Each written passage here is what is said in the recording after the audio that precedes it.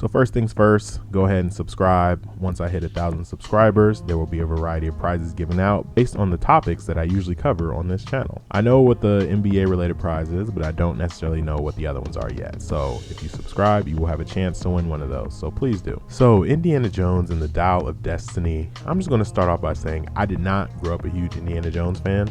I love the ride at Disneyland. Seen the first one in passing throughout the years. I'm excited for the Xbox game that will be coming out in probably a couple years, but this is a series that I don't really know that much about, honestly, especially compared to some of the other movies that I've reviewed on this channel. That being said, I will say it's interesting to watch movies that are so clearly geared towards longtime fans and trying to hit on those nostalgia notes while I'm just some regular Joe who doesn't have that big of an attachment to the series.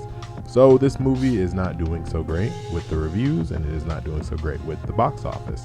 While I don't want to get into the meta of reviews and opinions and what matters, I think all this talk of box office flops can be made pretty simple. There's a lot of movies coming out like every week. Most people only see a few movies a year, and all these previously COVID delayed movies are starting to just churn into the theaters week by week. So even me, a dedicated AMC A-list member for years now, I find it hard to find the time to see every single one of these movies that literally come out every week. So box office be damned. Let's get into how I felt about this movie. Probably some spoilers in here as I type up what I plan to say. So the introduction of this movie. The intro is very clearly meant to tug at the heartstrings of anyone who has a fondness for this series. When I saw this movie in theaters a couple days ago, there was an old man just casually watching it by himself. I didn't get the chance to ask him how he felt about the movie, but I'm sure he was rocking with the intro. This is what I imagine classic Indiana Jones is: the trickery, the quippiness, outsmarting some German soldiers who I don't know if I want to mention the name of said soldiers because I don't know the in-depth rules of YouTube, and Harrison Ford being Harrison Ford. How Harrison Fordy is Harrison Ford at his old age, you may ask? Well, the movie does the de-aging thing that always has a lot of people having strong reactions and strong opinions about it. So we have to wait a little bit before we find out. So I don't know if I've gone into my CGI stance on these reviews. I mean, I reviewed The Flash, so I must have. But this is how I always feel about it. I don't really mind bad CGI. There are movies I love that came out 10 to 20 years ago now, and if I go back and watch them now, obviously the CGI is considered terrible. That's what's going to happen with most of these movies. So I try not to get so riled up thinking about the CGI, even though it's shout out to the hard work of visual effects artists that don't get treated well enough anyway. That being said, I will say the Harrison Ford de-aging CGI was approaching on noticeably bad. It's not a good way to start your movie in an age where all these critics and all these people are overly critical of every aspect of the filmmaking process that goes into these big blockbuster movies. And the only reason it really surprised me so much is because we have seen Disney and LucasArts use this technology in other movies in the past, in other shows in the past, and they've done a pretty good job, honestly. So for it to not be as good here, especially right at the start of a film, is kind of like, well, okay. Also, him jumping from train car to train car was pretty funny and not in a good way. Anyways, we get some backstory, and it's setting up the plot for the movie, yada, yada, yada, typical stuff. Right, so Indiana Jones, he Indiana Joneses his way out of a situation, and we get our first look at our villain. The villain's name wasn't memorable, not really because he was a bad villain, but because he was played by Mads Mikkelsen. So obviously my brain is just to say, hey, that's Mads Mikkelsen. It took me years to remember the names Carter and Lee from Rush Hour, so this isn't necessarily the movie's fault. So we fast forward. Indiana Jones is an old man doing old man stuff. He's sleeping and he's being upset at people. He's retiring, typical old man activities. And the plot moves along rather quickly. It doesn't dwell too much on his old manhood, which I thought was a good aspect of the movie. It really got straight to the point on a lot of things. So in one of his lectures, because he's a professor at a college now, there was a woman answering all the questions that his disinterested students did not want to answer. She eventually follows him into a bar, and the first vibe I got from her was, wow, what a total loser. Turns out she's supposed to be the daughter of this character who you're invested in the series. You're supposed to go ooh, ah over, but even as someone that didn't really watch the series growing up, the character was at the beginning of the movie. So I'm like, okay, I get this. So I was kind of ready for her to go away at first. So she's the catalyst that kind of gets the story going, funny enough. She steals something from Indiana Jones, which is one half of the Dial of Destiny. And it results in all this chaos of people getting shot, the villainous crew chasing after Indiana Jones, and all this pretty good quality action stuff that gives us a little taste of Indiana Jones, showing that the old man still got it. Now he has to travel to Morocco to hunt down the loser girl, and we see some more legacy characters that'll make you feel happy. I personally didn't really have any reaction to all this, but it didn't feel shoehorned by any means. By the way, loser girl, her name I'm pretty sure is Helena. So back to the villain. I enjoyed Mads Mikkelsen in this role. Honestly, if you're going to have someone play an evil European person, who else is better to do that than my dog Mads? He's like the guy to get if you want that role fulfilled. So now he's gotten that Marvel Studios bag, he's gotten that Star Wars bag, and even though this is also Lucasfilms, people are considering this a Disney movie, right? So he hit the big three, so good for him. His role isn't like, oh my god, wow, what a great villain or anything like that, and he doesn't really get to show his chops like for real, but good on them for getting him in this role. Like I said, you can't go wrong with having him be some European ass character. So all parties rendezvous in Morocco, and it turns out the loser girl, Helena, actually is kind of cool. She has this little kid sidekick that steals stuff for her, and she's like this morally gray character who steals stuff, and obviously will end up turning good by the end of the story through the power of positive role models. But for now, she has this back and forth dynamic.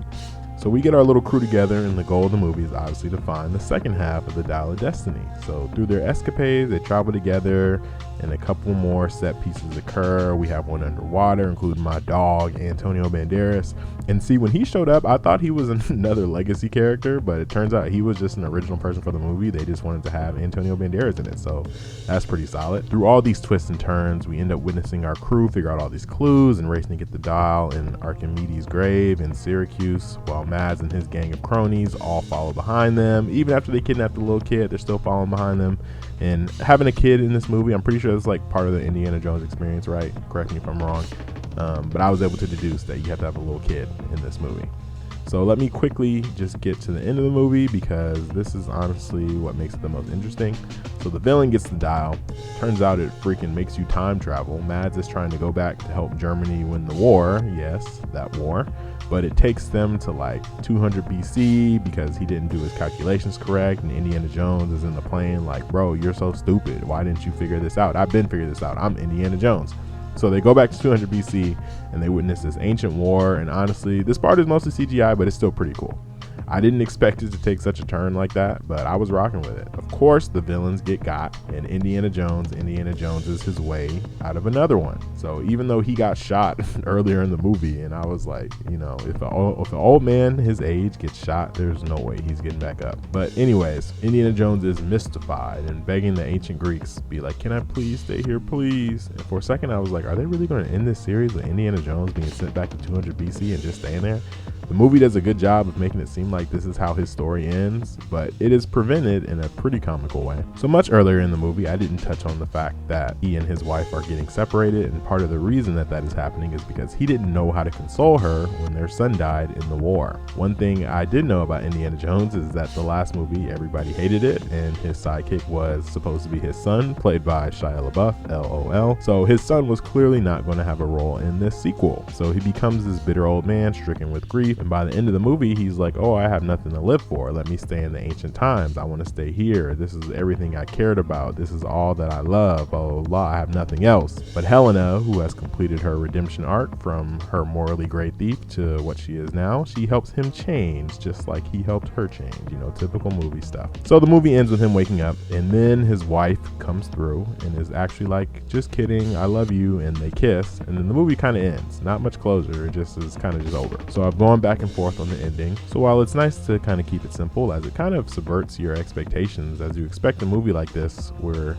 it obviously is going to be the main guy's last go around and he needs to go out and die like a martyr, I do think they had the perfect out from doing that typical thing. While it would have been kind of crazy had he just stayed in 200 BC, I did think that was a very unique approach to ending the Indiana Jones story. While of course this is a family movie, so it needs to have that big warm hug family resolution, I was surprised how believable they made it seem that he was going to stay in 200 BC, even though it didn't happen. So that being said, I didn't really like the ending. His wife kind of just comes out of nowhere and they're in love again, and we don't get any further exposition, and everything is just kind of over. That being said, I can say that that's probably the only part of the plot that I didn't really like. The rest was pretty well put together, and I could see how longtime fans of the series really enjoyed it. There also didn't feel like any moments where it was blatantly just trying to use the power of nostalgia instead of being like an actual movie. Granted, I'm watching the movie from a perspective of someone that didn't really watch the originals, so there's that. Maybe there's things I missed. The action scenes were great. The kid wasn't super annoying. The story's pretty self-contained, and there weren't any moments where it felt like a drag or it just felt really boring. Really, outside of the complaints about the ending and the very beginning, I don't have much against this movie. That being said, beginnings and endings are very important to movies, and it's not good that they didn't stick those, especially for such a big legacy franchise like this. Okay, now overall, see it, stream it, or skip it. This is actually really tough for me. I think contextually, seeing how I mentioned earlier that there's a lot of movies coming out at this time of the year, maybe I could go with stream it. I mean, Disney branded movies are very easy to find. We know that it's going to end up on Disney Plus. Also, it's not doing so hot in the box office, so it'll probably be on that app pretty soon, honestly in a few weeks. Plus, I know July has a couple big movies coming out that people, at least online, are acting like they are waiting and really want to see these movies. So maybe you choose those movies over this. But in a vacuum, just based on how much I enjoyed the movie, I would put it at see it. Outside of them trying to make Harrison Ford look a few decades younger at the start of the movie didn't do that much wrong. I think it's a solid time in the theaters, and it would be good to go see it with someone, you know? Y'all go ahead and see my grandpa's last rodeo at Indiana Jones. All right, peace out. I'm gonna keep it up.